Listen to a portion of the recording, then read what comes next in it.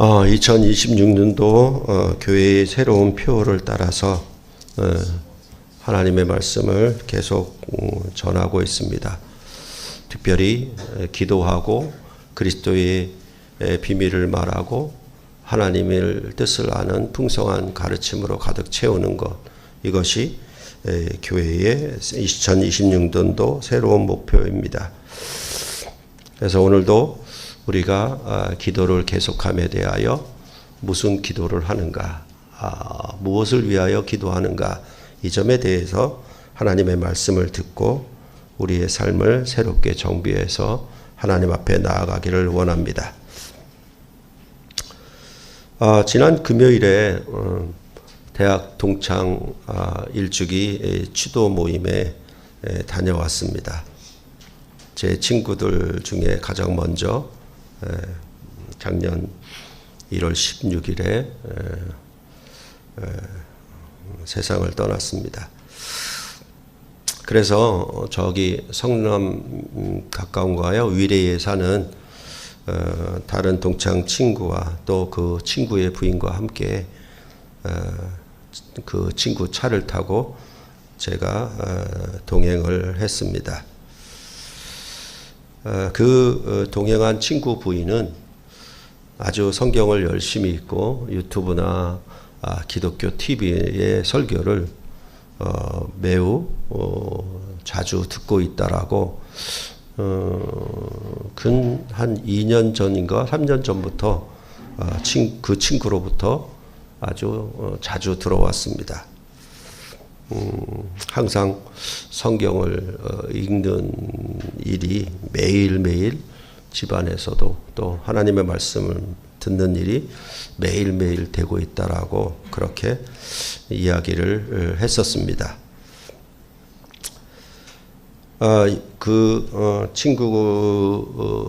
돌아간 친구가 있는 용인의 납골당에 가는 도중에 친구 부인이 이런저런 얘기를 나누다가 저에게 물었습니다. 이렇게 말을 했는데, 성경을 읽고 배우는 것은 좋고 기쁘기도 한데 신앙생활에 가장 어려운 것은 기도예요, 이렇게 얘기를 하더라고요. 그래서 기도가 참 하기 어렵다라는 얘기를 저한테 했습니다. 이것은 친구 부인의 문제만이 아니라 대부분의 많은 그리스도인들이 갖는 문제이기도 하고 어쩌면 부담이기도 합니다. 그 얘기를 가운데 옆에 있던 친구가 저한테 물었습니다. 기독교인들은 기도를 많이 하지 않냐? 이렇게 물었습니다. 이 친구는 그냥 세례만 받고 교회를 안 다니는 그런 친구입니다. 그래서 그 질문에 대해서 저는 기도를 많이 하지 않고 아마도 내가 보기로는 90%, 95% 이상은 거의 기도를 하지 않는 신앙생활을 하고 있을 거야 라고 답을 했습니다. 그러자 그 친구는 아주 대단히 놀라는 눈치였습니다. 왜 이렇게 기도가 어려운 것일까요? 또 왜 기도를 하지 않는 것일까요? 혹시 여러분 중에서도 그렇지 않은가요? 오랜 저의 신앙생활 가운데 살펴보면 기도를 열심히 하는 분들은 주로 교인들 중에서도 생활이 궁핍하고 살기가 힘든 분들이 많았습니다. 새벽 기도회나 철야 기도회에 참여한 분들을 보면 교인들 가운데 좀 괜찮게 사는 성도들은 잘 나오지를 않았습니다. 이런 것들을 보면 기도하는 분들의 기도의 목적이 어디에 있었는지에 대해서 대충 짐작을 할 수 있습니다. 그것은 바로 이 세상에 사는 동안에 축복을 받아서 좀 더 나은 형편으로 살기를 바라는 그 목적으로 열심히 기도하는 것이고, 그것은 바로 기복적인 신앙이라고 하는 부분을 그대로 실천하고 있는 그런 성도들이 굉장히 많다라고 하는 사실입니다. 그러니까 사실은 이제 대한민국이 경제적으로 좀 나아지니까 결국은 그런 기도회는 전부 축소가 되고 나약해지는 그런 현상을 보이는 것도 역시 마찬가지입니다. 그래서 많은 목사들의 가르침이 기도를 열심히 하면 하나님이 30배, 60배, 100배로 채울 거야. 하나님이 크게 축복하실 거야 라는 그런 가르침으로 설교를 하기도 하고, 또한 여러 부흥 강사들도 새벽 기도회를 하면 큰 복을 받는 그런 간증들을 늘어놓기 일쑤였습니다. 상대적으로 기도를 하지 않는 분들은 기도를 하지 않아도 스스로 열심히 최선을 다해 살고, 또 그로 말미암아 이 세상에 사는 것이 별로 불편하지 않기 때문인지도 모르겠습니다. 그렇게 어려운 분들이 힘들게 기도를 열심히 하는 것 같이 하지 않아도 그저 남의 것 훔치지 않고 빼앗지 않으며 거짓말하지 않고 성실하게 도덕적으로 살면 아무 문제가 없으니 특별히 그렇게 열심을 다해 기도할 필요를 느끼지 못하는 것이라 보이기도 합니다. 그래서 이런 분들은 오히려 상대적으로 기도하는 분들을 바라보는 시각이 굉장히 불쌍히 여기는 모습으로 대합니다. 그래서 아마도 직접 들은 얘기는 아니지만은 사정과 살아가는 형편이 저러 모양이니 저들은 그렇게 하나님 앞에 매달릴 수밖에 없고 기도할 수밖에 없을 거야, 이렇게 생각하거나, 그렇지만 나는 저들과 다르게 훨씬 더 나은 경제적인 형편이나 사는 것이 뛰어나니까, 나은 편이니까 저들처럼 그렇게 기도할 필요가 없지 않겠나, 이런 생각을 하고 있는지도 모르겠습니다. 이렇게 기도를 어려워하든 기도를 열심히 하든 또한 기도를 잘 하지 않든 간에 모두가 다 이 기도를 해야 되는 참 목적에 대해서 바르게 알지 못한다라고 봅니다.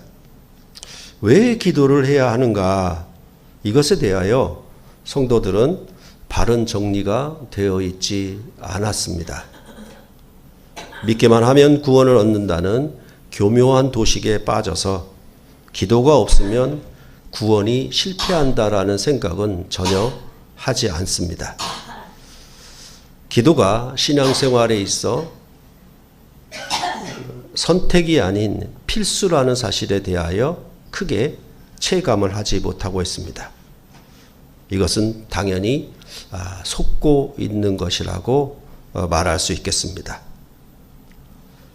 그러니까 성경이 말하는 구원은 항상 대적과의 싸움을 전제하고 있고, 성경 전체가 전투에 관한 책이라고 계속 말씀을 드렸는데, 그 싸움에 기도가 없으면 필패한다는 사실에 대하여 성경은 엄히 증거하고 있는데도 지난 시간에 말씀드린 것처럼 예수님의 전 생애가 기도의 생애였다라는 사실을 증거해도 사실은 기도의 필요성이 별로 자기에게 다가오지 않는 경우가 매우 많이 있다라는 사실입니다. 오늘 설교 본문에서 사도 바울께서는 로마 교회에 자신을 위하여 기도해 줄 것을 요청하고 있습니다. 그래서 30절에 보면 너희 기도에 나와 힘을 같이 하여 나를 위하여 하나님께 빌어줄 것을 바라고 있습니다. 사도가 기도의 실력이나 능력이 부족해서 로마 교회에게 자기를 위하여 기도해 주기를 바라는 것일까요? 그럴 때에 바울은 이 교회를 향하여 기도해 주기를 바라는데 왜 로마 교회가 바울을 위하여 기도를 해야 하는 것입니까? 그것은 30절에 형제들아 내가 우리 주 예수 그리스도와 성령의 사랑으로 말미암아 너희를 권하노니라고 하는 말에서 우리는 그 이유를 알 수가 있습니다. 바울과 로마 교회가 우리 주 예수 그리스도의 일로 함께 일하도록 성령을 주셨기 때문에 교회와 바울은 공동의 목표를 갖고 있기 때문에 이처럼 교회에게 기도를 요청하고 있는 것입니다. 바울이 일하는 것과 교회가 사는 것이 서로 일치된 목적이 있기 때문에 함께 기도하자 이렇게 얘기를 하고 있는 것입니다. 여기서 힘을 같이 하라는 것은 정성을 다하여 철학기도나 금식기도를 하라는 뜻은 아닙니다. 숫자가 많이 모이고 열성으로 기도해야만 하나님이 들어주시기 때문에 힘을 같이 하여라고 기도하는 것도 아닙니다. 하나님이 지금도 복음으로 천하만민이 하나가 되는 일을 하고 계시니 바울과 교회도 끊임없이 그 일에 동참하라는 뜻입니다. 이 말은 다시 말하면 쉬지 말고 기도해야 한다라는 말과 같습니다.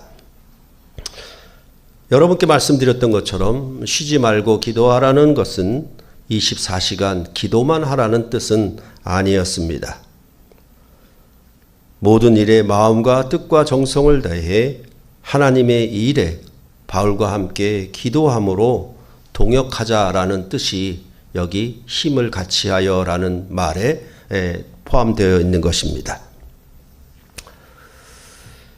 그런 다음에 바울은 그러면 로마 교회가 무슨 기도를 하여야 하는지에 대하여 세 가지 기도 제목을 요청하고 있습니다.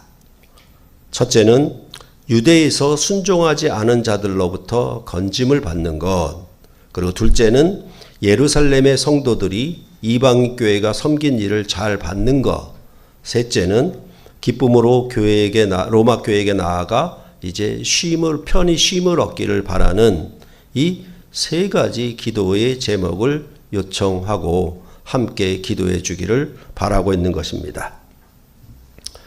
그러면 이 세 가지 기도를 해서 응답을 받는 것은 그 자체의 기도 제목으로 응답받는 것으로 만족하다는 말인가? 아니면 이 세 가지의 기도 요청이 바라는 궁극적인 목표가 무엇인가에 대하여 우리는 생각해 볼 필요가 있습니다.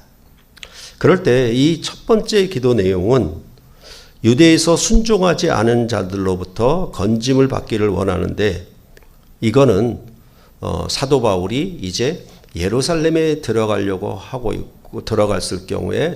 하는 경우에 이제 거기로부터 건짐을 받기를 원하는 것입니다. 그것은 유대인들로부터 핍박이나 고난 이런 것들을 두려워해서가 아닙니다. 그래서 아주 평탄하게 편하게 내가 유대에서 건짐을 받기를 원하는 기도를 해주기를 바라는 것은 전혀 아닙니다. 그것은 바로 사도행전을 보면은 바울이 예루살렘에 가기를 경영하였을 때 그는 목숨도 하나도 아깝지 않다고 했고 그렇게 주변 사람들이 아주 뜯어 말리는데도 불구하고 반드시 예루살렘에 들어가야 한다라고 하는 말 속에서도 우리는 바울이 예루살렘에 들어가면 크게 두려울 것이니까 두려움에서 건져달라고 하는 것인가 라고 하는 것은 아니다라는 것을 알 수가 있습니다. 두 번째 기도 내용은 예루살렘에 들어가려고 하는 방문 목적에 대해서 기도해달라고 요청하고 있습니다.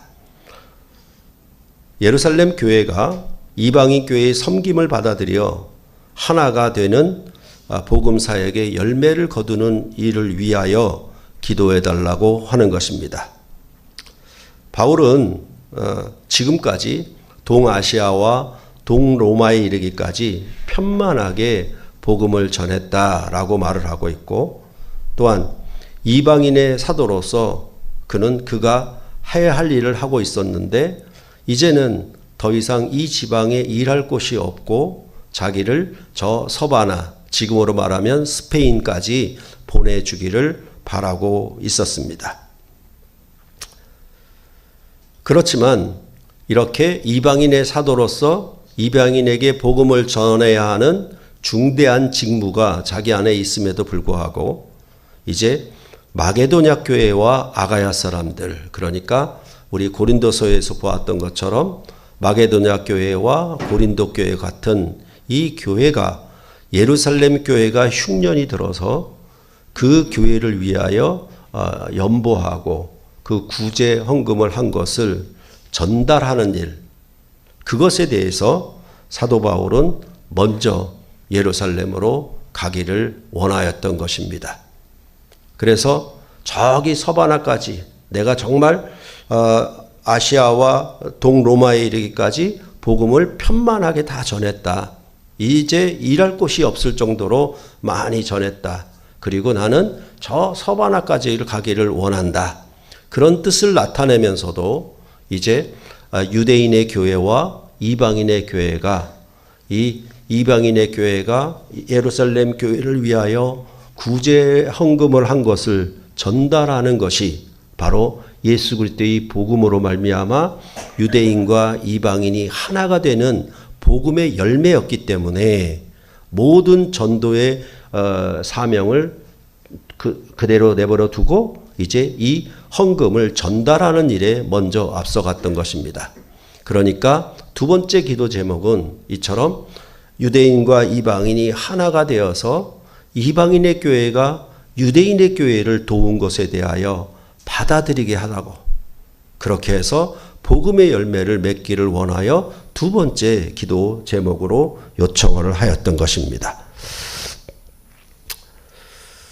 그리고 나서 이제 세 번째 기도 내용은 예루살렘으로 갔다가 이제 그동안 로마 교회로 가려고 애를 썼는데 여러 가지 사정과 또한 악한 세력으로 말미암아 가는 길이 막혀 있었습니다. 그런데 이제 예루살렘에 갔다가 로마 교회로 가는 일을 위하여 세 번째 기도를 하고 있는 것입니다. 그리고 로마 교회에 가서 너희에게 나아가서 편히 쉬게 하기를 원했다라고 그렇게 세 번째 기도 제목에 있는 것입니다. 그러면 바울은 이제 예루살렘에 다녀오는 엄청난 일을 했으니까 이제 좀 쉬어야 되겠다, 편히 쉬어야 되겠다라는 의미로 지금 세 번째 기도 제목을 요청하고 있는 것인가? 그것은 아닙니다. 이제 바울과 같이 로마 교회도 하나님의 뜻으로 한 마음이 되고 또한 하나님의 뜻을 위하여 일하는 기쁨으로 서로 갖게 되면 바울은 로마 교회에 나아가 편히 쉼을 얻게 될 것입니다. 그러니까 어디를 가서 편히 쉰다라고 하는 것은 내가 가는 그곳에 있는 사람들과 마음과 뜻이 맞아야 편히 쉴 수 있는 것이지, 아무리 5성급 호텔에 간다 하더라도 거기에 함께 가는 사람들이 마음과 뜻이 맞지 않으면 편히 쉬질 못하죠. 그러니까 여행하다가 그냥 굉장히 싸우잖아요. 친한 친구끼리. 마음과 뜻이 안 맞으니까 그런 거거든요.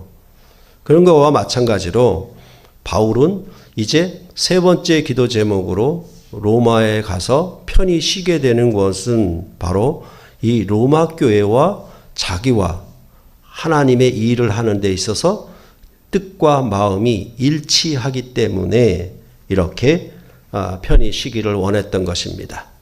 그것은 이제 재충전을 통해서 서바나로 가기를 원하였던 것입니다. 그 로마 교회와 바울이 뜻과 마음이 일치하는 것은 바로 바울의 복음의 사역을 후원하고 협력하는 일에 로마 교회도 참여할 것이기 때문에, 그래서 로마 교회를 향하여 세 번째 기도 제목을 요청한 것입니다. 여러분께 말씀드렸던 것처럼 이제 로마 교회가 복음의 전초 기지가 되어서 저 서바나까지 가는 일에 이 로마 교회가 후원하고 협력하고 돕기를 바랬던 것입니다. 그것이 바로 바울이 세 번째 기도하는 그런 목표였고 요청이었습니다. 여러분도 아시는 것처럼 예루살렘에 들어간 후에 사도행전을 보면 로마에 가는 바울의 여정은 정말 순탄하지 않았습니다. 우여곡절을 많이 겪고 결국은 죄수로 로마의 황제 앞에 끌려가는 그런 모습이었습니다. 그렇지만 그 가는 길에서 로마 병정들의 호의를 받았고 모진 풍랑에도 선원들과 병사들을 구원했으며 독사에게 물려도 죽지 않는 하나님의 사람임을 드러내었습니다. 이렇게 가는 길이 험하고 어렵고 힘들었지만 모든 일들이 고난의 연속이었지만은 하나님의 위로와 그에게 함께하는 권세는 하나님의 사람임을 증명해 주었고 어떻게 다른 시각으로 보면 이 로마에 들어가는 바울의 모습은 큰 권세를 가진 영웅으로 어떤 장수처럼 들어가는 모습으로 되어 있었습니다. 그랬을 때 바울은 이 로마서를 쓰게 된 목적에 대하여 15장 14절로부터 16절에 분명히 밝히고 있습니다. 15장 14절로부터 16절을 한번 같이 읽어보겠습니다. 15장 14절로부터 16절입니다. 함께 같이 읽겠습니다. 내 형제들아 너희가 스스로 선함이 가득하고 모든 지식이 차서 능히 서로 권하는 자임을 나도 확신하노라. 그러나 내가 너희로 다시 생각나게 하려고 하나님께서 내게 주신 은혜로 말미암아 더욱 담대히 대략 너희에게 썼노니 이 은혜는 곧 나로 이방인을 위하여 그리스도 예수의 일꾼이 되어 하나님의 복음의 제사장 직분을 하게 하사 이방인을 제물로 드리는 것이 성령 안에서 거룩하게 되어 받으실 만하게 하려 하심이라. 여러분도 아시는 것처럼 로마 교회는 바울이 직접 전도하여 개척함으로 세운 곳은 아니었습니다. 오늘 이 말씀에 보면은 로마 교회는 그 자체로 선함도 가득하고 모든 지식이 찼고 서로 권하는 자임을 바울이 확신할 정도로 아주 괜찮은 교회였습니다. 그런데도 바울은 이 로마 교회에게 다시 생각나게 하려고 담대히 대략 로마서를 써서 보냈다라고 말을 하고 있습니다. 당연히 다시 생각나게 하는 것은 복음에 대해서 다시 생각나게 하는 것고 대략 썼다는 것은 요점을 핵심을 요약해서 썼다라는 의미를 갖고 있습니다. 이렇게 로마서를 써서 보낸 것은 바울에게 주신 하나님의 은혜 때문이었다라고 말을 하고 그 은혜는 공짜로 받은 은혜가 아니라 이방인을 위하여 하나님이 그리스도 예수의 일꾼으로 그를 부르신 은혜였다라고 말을 하고 있는 것입니다. 그 은혜는 바로 예수의 일꾼으로서 제사장 직분을 감당하는 것이었습니다. 그 직분은 이방인을 제물로 하나님께 드리는 것이었고 하나님께서 성령 안에서 거룩하게 되어 받으실 만하게 하려 함이었다라고 말하고 있습니다. 따라서 바울은 로마서를 쓴 목적이 바울의 이방인을 제물로 드리는 제사장 직분을 행할 수 있게, 즉 바울이 로마로부터 저 땅끝까지라도 갈 수 있는 제사장적 역할을 로마 교회가 돕기를 원함으로 이 로마서를 써서 보낸 것입니다. 이처럼 바울은 로마 교회가 바울의 복음 사역에 동참하기를 바랐고 그 일을 위하여 로마 교회가 기도로 힘을 같이하여 바울을 위하여 기도하여 주기를 요청하였던 것입니다. 이러한 요청은 빌립보 교회에도 동일하게 나옵니다. 그래서 빌립보서 주제라고 할 수 있는 1장 27절에 보면 한 뜻으로 복음의 신앙을 위하여 협력하는 것이 복음에 합당하게 생활하는 것이라고 했고, 또한 4장 15절에도 보면 빌립보 사람들아 너희도 알거니와 복음의 시초에 내가 마게도냐를 떠날 때에 주고받는 내 일에 참여한 교회가 너희 외에 아무도 없었느니라 라고 말을 하므로, 정말 빌립보 교회가 바울의 사역을 후원하고 그 하나님 나라의 일에 동참한 것에 대해서 기쁘고 감사하면서 너희가 이 일에 함께한 것이 너희의 복이고 은혜라고 그렇게 빌립보서를 썼던 것입니다. 또한 바울은 그의 사역에 함께했던 사람들이 다 떠난다 하더라도 외롭지 않았고 낭망하지 않았으며 도리어 힘이 났다라고 고백을 합니다. 그것은 바로 디모데서에서 말을 했던 것처럼 내가 처음 변명할 때에 나와 함께한 자가 하나도 없고 다 나를 버렸으나 그들에게 허물을 돌리지 않기를 원하노라.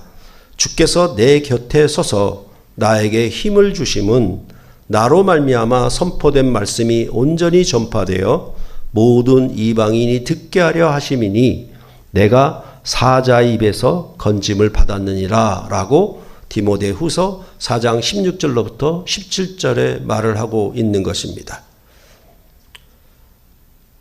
역시 바울은 이 말씀을 통해서 그가 이방인의 사도로서 그의 제사장 직분을 행함에 있어 다른 사람들이 다 그를 버리고 떠난다 하더라도 이 모든 사역을 주님이 내 곁에 계셔서 힘을 주시고 위로를 주심으로 끝까지 함께 할 수 있다라고 말을 하고 있는 것입니다. 여러분께도 몇 번 말씀드린 기억이 있는데 요즘에 현재의 신학계에서는 예수의 가르침과 바울의 가르침이 다르다고 주장하는 자들이 있습니다. 또한 복음서의 가르침과 바울 서신의 가르침이 차이가 있다고 주장하기도 합니다. 하지만 복음서의 결론은 모두 일치를 이루고 있고 또한 바울의 이방인의 사도로서의 그의 직분을 말하는 것과 하나도 다를 바가 없는 것임을 우리는 이 로마서나 빌립보서를 통해서도 충분히 알 수가 있습니다. 여러분이 읽으신 것처럼 복음서의 결론은 일치합니다. 마가복음의 경우에는 모두 천한 만민에게 복음을 전파하는 것이라고 말하고 있고, 마태복음의 경우에는 가서 모든 족속을 제자 삼으라고 명령하고 있고, 누가복음의 속편이라고 할 수 있는 사도행전도 성령이 임하면 너희가 땅끝까지 주님의 증인이 되라고 명령하고 있으며, 요한복음은 헬라인이 이방인이 예수님을 찾아왔을 때 예수님은 인자가 영광을 얻을 때가 왔도다라고 말씀을 하셨습니다. 이처럼 예수의 십자가에 죽고 부활하심의 목표는 복음서가 모두 일치, 사복음서가 전체적으로 다 일치를 하고 있는 것입니다. 또한 그의 제자들에게 하신 명령도 동일합니다. 이에 맞추어서 바울의 사역도 똑같습니다. 이는 바로 주님께서 세우신 교회의 목표라는 뜻을 복음서와 바울 서신, 이 신약 성신들은 강력하게 증거를 하고 있는 것입니다. 지난 시간에도 말씀드렸던 것처럼 이스라엘은 애굽에서 구원하신 목적이 가나안 땅 정복이었습니다. 그 일은 아말렉 족속의 진멸이었습니다. 그 목표를 위해서 반드시 이스라엘은 모세의 손이 내려오지 않도록 기도해야 했습니다. 이와 같은 방식으로 새 출애굽한 교회의 목표는 이제 천하 만민이 하나님께로 돌아오는 일입니다. 이 일에 동참하는 것이 우리를 교회를 구원하신 목표임을 복음서와 바울 서신은 동일하게 이야기를 하고 있는 것입니다. 그래서 디모데전서 2장 4절에도 보면 하나님은 모든 사람이 구원을 받으며 진리를 아는 데에 이르기를 원하시니라. 이게 하나님의 선하시고 온전하시고 기뻐하신 뜻입니다. 이 일이 바로 주기도문에 나오는 나라가 임하시오며 뜻이 하늘에서 이루어진 것 같이 땅에서도 이루어지이다라고 하는 기도 내용과도 같습니다. 오늘 설교 본문에서의 바울의 기도의 요청은 바로 이 일을 이루기 위함이었습니다. 교회와 사도의 뜻이 같아서 함께 기도하기를 요청하였던 것입니다. 그렇기 때문에 사도 바울은 골로새 교회에게도 기도를 계속하고 사역자들을 위해서 기도하되 하나님이 전도할 문을 우리에게 열어주사 그리스도의 비밀을 말하게 하시기를 구하라 라고 기도 요청을 하였던 것입니다. 이는 에베소 교회를 향한 바울의 기도 요청에서도 동일하게 나옵니다.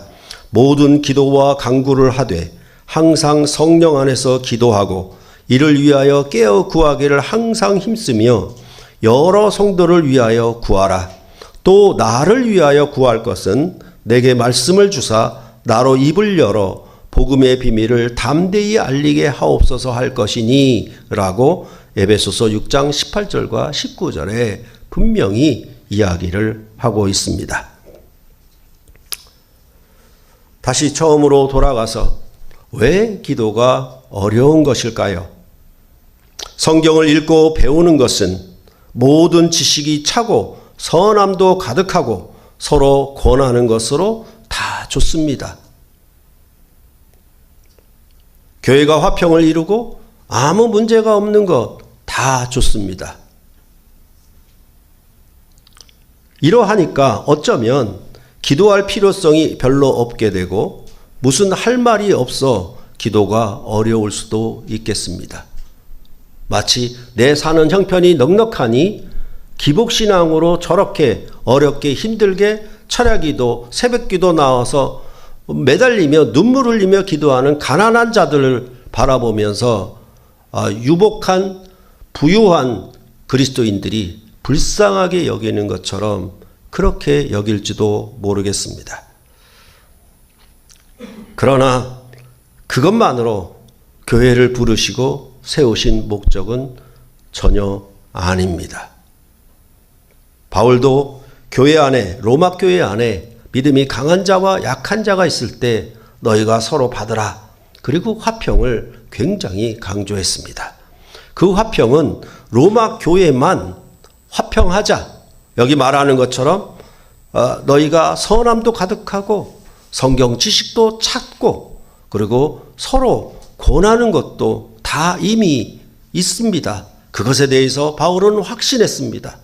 그러면 그것으로 만족이냐? 그러므로 교회는 대만족의 교회를 세운 것이냐라고 할 때 그것은 실질적으로 무엇을 하기 위한 전초 단계였지 그것이 결실이 마지막이 아니라는 사실에 대하여 우리는 좀 더 생각을 해보아야 하겠습니다.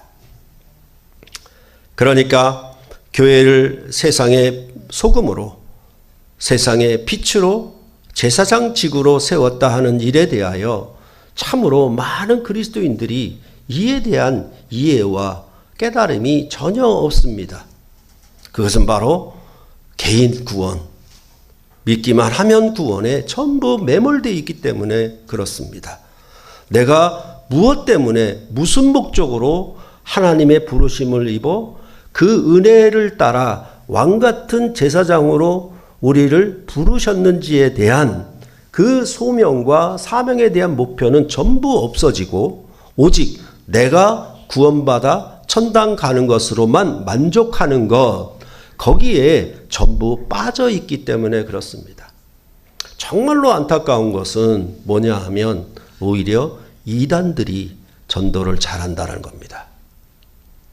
정통교회는, 정통 그리스도인들은 전도를 못해요. 왜냐하면 그 말하는 것처럼 선함이 가득하고 스스로 지식이 찼고 서로 권하는 것이 되어 있으니까 그저 교회가 우리 안에서 화평하고 화목하고 우리 집 잘 사는 것 거기로만 만족하고 있기 때문에 그것이 무엇을 위한 기초 동력이 되는지에 대해서는 생각이 없는 것입니다. 그것이 바로 예수 그리스도 안에 주신 새 언약의 구원의 목표에 대하여 우리는 전부 삭제시켜버리고 만 겁니다. 왜? 하기 어려우니까, 하기 싫으니까. 내가 왜 그 일을 해야 돼? 그러니까 자연히 뭐냐 하면 그것을 위한 기도가 없어지게 되어 있는 것입니다. 이제 사는 형편도 좋았고 내가 이것저것 하는 일에 있어서 나로 만족하고 부지런하고 최선을 다해 사니까 내가 무엇을 하나님 앞에 구해야 되지? 내가 무엇에 하나님 앞에 도움을 받아야 되지? 라는 생각 때문에 우리는 전혀 기도할 생각을 안 하고 염두에도 전혀 없는 것입니다. 그러니 기도하라라고 하면 이게 부담이 되고 굉장한 큰 어려움으로 자기에게 닥칩니다. 정말로 경건하게, 보기 좋게, 우아하게 성경 읽고 하나님의 말씀을 잘 듣고 그런 식으로만 만족하는 자기 생활에 그것으로 채우고 있는 것이지 그것을 무엇을 위한 것이냐에 대하여서는 아무도 쉽사리 또한 부담되게 전하지 않기 때문에 그렇습니다.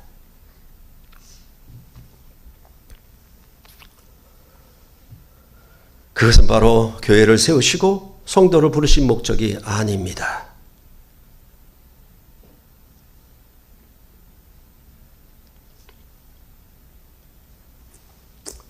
제사장으로 부르신 이 하나님의 구원의 의미를 많은 사람은 제대로 모르고 있습니다. 그건 교리의 가르침 때문에 그렇습니다. 그리고 구약의 땅의 복을 채우기 위하여 기도하는 것인 줄로만 생각하는 것도 굉장히 큰 문제입니다. 그러니까 아무리 기도를 열심히 해도 결국 모세의 율법에 속한 가나안 땅의 부요함만 구하는 것이 목적일 뿐이며 그러한 기도는 교묘하게 속는 것입니다. 그리고 땅의 부요함에 취하게 되면 자신의 배부름이 신이라고 믿으면서 그 배부름으로 인해서 이제 기도할 필요가 없어지게 되는 것입니다. 이는 모두 산상수훈에서 예수님이 지적하신 것처럼 외식하는 자와 유대인의 기도가 같고 이방인이 간구하는 목적이 그 기도와 같은 것과 같습니다. 그렇기 때문에 우리는 매우 조심해야 합니다. 그래서 하나님의 뜻을 잘 알아야만 하는 것입니다. 아버지 뜻이 무엇인가? 우리를 구원하신 목적이 무엇인가? 우리는 구원받은 후에 어떻게 살아야 할 것인가? 무슨 목적으로 살아야 할 것인가에 대하여 그 목적과 사명이 상실되게 되면 우리는 구원이 전혀 이룰 수 없게 된다라는 사실에 대하여 우리는 굉장한 큰 경각심을 가져야 한다는 것입니다. 그렇기 때문에 기도가 없다는 것, 기도를 하지 못한다는 것, 기도를 하려고 눈만 감으면 아무 할 말이 없다라는 것은 결국은 뭐냐 하면 우리를 왕같은 제사장으로 불러서 세상의 소금과 세상의 빛으로 세워서 착한 행실로 말미암아 이방인을 하나님께 드리는 제사장적 직무에 대해서 생각이 없고 자기 구원만, 개인 구원만 생각하기 때문에 그것을 자기의 삶에, 자기의 어깨에 짐을 지기를 싫어하는 것입니다. 그래서 아주 쉽도록 거저 얻는 구원으로 그렇게 탈바꿈시켜서 우리의 마음과 뜻과 구원을 전부 왜곡시켜버리고 말았다는 것입니다. 사실은 골로새서가 말한 것처럼 사도 바울이 골로새 교회에 요청한 것처럼 우리를 위하여 기도하여 줄 것은 전도할 문을 열어달라고 하는 것이었습니다. 이러한 기도에 대해서는 그것은 저기 선교사들이나 하는 거고 아니면 목사나 어떤 특별한 신앙이나 체험을 한 경력이 있는 사람들만 하는 거지 나와는 별로 상관이 없다라고 생각하는 것. 그렇기 때문에 우리는 무엇을 위해서 내가 무엇은 말로 기도해야 될지 전혀 입이 열리지를 않는 것입니다.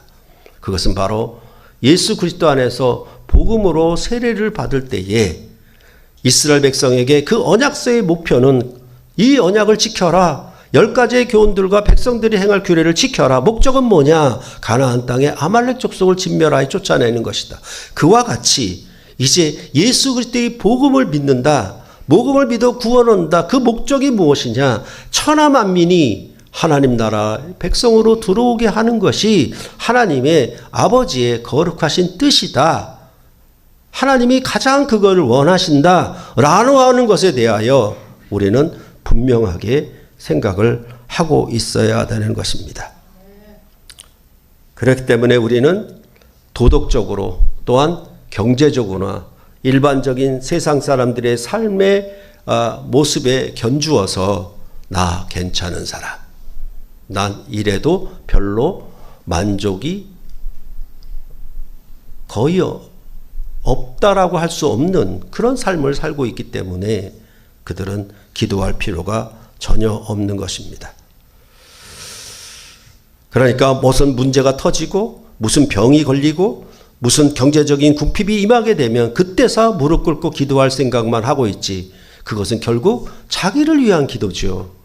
하나님의 나라와 의를 구하는 기도가 아니지요. 그것은 유대인들이나 이방인들이 기도하는 그 모습에 똑같은 모습으로 가고 마는 것입니다. 그러니까 속지 말아야 한다는 것이죠. 그렇기 때문에 어찌 보면은 이 로마 교회처럼 선함이 가득하고 지식이 찼고 스스로 권함이 있는 그런 좋은 교회가 어쩌면 우리 샘물결 교회인지도 모르겠습니다. 이렇게 하는 것이 도대체 무슨 목적으로 하는 겁니까? 매일 주일마다 주일 오후 모임에서 성경 말씀 가지고 씨름하고 서로 나누는 그 목적이 도대체 어디 있는 것입니까? 우리끼리?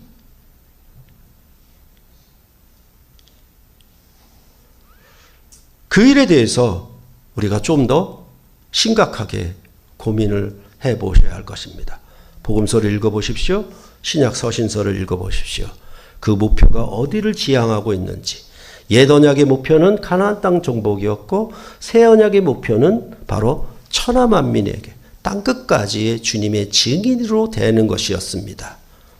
그 일을 위하여 교회사 가운데 많은 선교사들은 자신의 생명을 헌신해서 목숨을 바쳐 이 하나님 나라 백성으로 천하 만민을 부르는 일에 기꺼이 자신을 드렸던 것입니다. 그로 말미암아 여러분과 제가 이 자리에 하나님을 부르고 예배할 수가 있었다는 사실인 것입니다.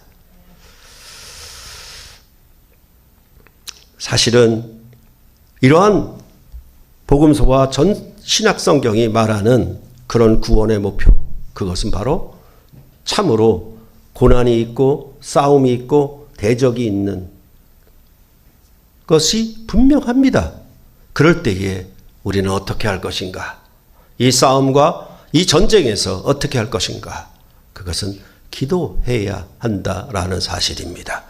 바로 이것을 이루기 위하여 기도가 밑받침이 되지 아니하면 우리는 전혀 이길 수 없는 싸움에 들어가게 된 것이고 그것은 혹 우리의 구원조차 실패하게 되는 그런 결과를 빚게 된다라는 사실입니다. 단순히 자기가 예수를 믿어 천당에 가려고 하느냐, 그거는 자기를 위한 겁니다. 하나님을 위한 것이 아닙니다. 하나님의 계명은 하나님 사랑과 이웃 사랑입니다. 하나님과 자기 사랑이 아니에요. 하나님과 이웃 사랑이에요. 그렇기 때문에 예수 그리스도와 성령 안에서 거듭남을 받은 중생한 백성들은 성령이 임하자마자 뭐가 보이냐면 예루살렘과 유대와 사마리아와 땅끝까지가 보이게 되는 겁니다. 그게 성령의 증인이고 증거인 것입니다. 그러하기 위하여서 자신의 삶을 어떻게 무엇으로 드려야 하는 것이 참으로 값지고 보배로운 것인가에 대하여 많은 선배 증인들은 이러한 삶을 살아갔다라는 것입니다. 만약 기도가 없다면 그것은 하나님이 함께할 필요가 없다는 것이고 하나님의 뜻을 이루려고 하는 목적도 없다라는 것이 되고 오직 자기의 뜻과 자기 계획과 자기 성공에만 목적을 두고 산다라고 하는 엄연한 의미가 그 안에 서려 있는 것입니다. 또한 자신의 능력으로 모든 것을 다 해낼 수 있다는 교만이 되는 것이고 진정한 구원의 목표를 모르는 셈이 되는 것입니다. 그러니까 모든 일이 착착착착 잘 이루어가게 되면 뭐 기도할 필요가 있겠습니까? 내가 다 잘하는데. 그렇게 함으로 진정한 하나님의 구원의 목표를 완전히 상실해버리도록 우리를 완전히 그렇게 세뇌시키도록 악한 세력은 우리를 혼미하게 하는 것입니다. 그렇기 때문에 우리끼리 잘 먹고 우리끼리 잘 지내고 우리끼리 화목하고 하는 것에만 전체적인 목표를 두고 그것은 쉽고 즐겁고 우아하니까 할 수 있지만 그것 자체가 무엇을 위한 목표인 것에 대해서는 우리는 감히 도전하려고 하거나 나서려거나 가려고 하지 않는 것입니다. 그 1차적인 작업은 바로 기도를 계속하는 것입니다. 이 땅에 하나님 나라가 이루어지기를 먼저 하나님 나라와 의를 구하고 찾고 두드리는 일에 전 생명을 거는 것이 바로 구원받은 성령이 임한 그리스도인의 삶의 목표가 된다라고 성경은 말을 하고 있는 것입니다. 그렇기 때문에 우리가 우리 자신의 어떤 문제나 닥치는 일에 대해서도 기도해야 되죠. 바울이 자신의 앞에 있을 일에 대하여 3가지 기도 요청을 한 것처럼, 그렇죠? 그래서 이런 자식의 문제나 경제적인 문제나 이런 문제를 기도할 수 있습니다. 근데 그것 자체만의 해결, 그것 자체만의 해답, 응답, 그것은 선한 목표가 될 수가 없습니다. 그것은 구약이 구하는 겁니다. 신약 백성은 이제 이런 일들, 내가 편안한 가운데 나라가 평안하고 전쟁이 없고 난리가 없고 지진이 없기를 바라는 것은 복음을 잘 전하기 위해서. 그런 가장 근본적이고 최종적인 목표를 잃어버리면 기독교인의 삶도 완전히 빼앗겨버리고 말게 된다라는 사실입니다. 우리가 어쩌면 여기까지 온 것은 이제 일어서야 하지 않겠나. 우리가 아무리 작고 적더라도 우리가 이 복음으로 나아가야 되지 않겠나. 그렇게 하시려고 오랜 생활 동안 선함이 가득하고 지식이 차도록 스스로 권하는 자임을 확신하도록 만든 것이 아니겠는가. 교인끼리 우리끼리 서로 사랑하고 화목하는 것은 어느 정도 충분히 이루어졌는데 그것으로 말미암아 우리는 무엇을 하려고 할 것인가에 대해서 진지한 고민을 해봐야 하는 것입니다. 제 목회의 목표가 모든 성도들이 성경을 바르게 아는 것이었는데 그 목표가 조금 잘못됐습니다. 그래서 여러분께 죄송하게 생각을 합니다. 그러나 그 일은 결국은 이렇게 하기 위하여 있는 것임을, 그리스도의 비밀을 말하기 위한 것임을 우리가 반드시 알고 우리의 삶에서 정말 최선의 지혜를 구함으로 우리에게 하나님이 주시는 힘으로 기도를 통해서 이 일을 이루어 나가는 일을, 그것이 하나이든지 둘이든지 다섯이든지 달란트로 열매를 남기는 복된 구원의 삶이 이 교회가, 새물결 교회가 지향해야 될 거룩한 목표가 아니겠는가 여러분께 당부하고 부탁을 드리는 것입니다. 그래서 기도하는 교회가 되어지는 것, 여러분의 삶에 있어서 이제부터라도 기도하는 사람이 되어서 내가 기도할 말이 없을 때 나는 이런 목표로 부르심을 받은 은혜가 있다라고 하는, 내가 제사장 직분이 있다라고 하는 사실에 대하여 여러분 하나님 앞에 기도하고 저도 기도해서 사역자와 교회가 함께 한 마음과 한 뜻이 되어 이 일을 이루어 나가 하나님을 기쁘시게 하는 존귀한 주님의 교회가 되기를 간절히 소원하는 것입니다. 기도하시겠습니다.